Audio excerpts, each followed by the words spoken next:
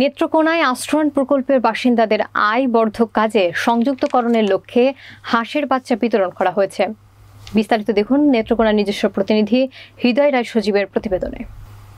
শুক্রবার সকালে নেত্রকোনার মদন উপজেলা প্রশাসনের উদ্যোগে দক্ষিণপাড়া আদর্শ গ্রামে বিভিন্ন আশ্রয়ণ প্রকল্পের 100টি পরিবারের মাঝে 30টি করে হাঁসের বাচ্চা বিতরণ করা হয়।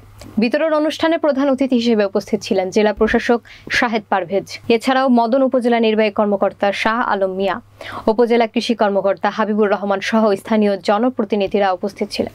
মাননীয় প্রধানমন্ত্রী যে স্বপ্ন দেখেছেন যে আশ্রয়ণ প্রকল্পে বসবাস করবে আমাদের অসহায় দরিদ্র মানুষ, তাদেরকে বসবাসের পাশাপাশি যাতে তাদেরকে স্বাবলম্বী করে গড়ে তোলা যায়, তার জন্য কিন্তু আমরা এবার আমাদের যে এডিবি সহ অন্যান্য বরাদ্দগুলো আছে সেগুলো কিন্তু আমরা প্রকল্পগুলো খুব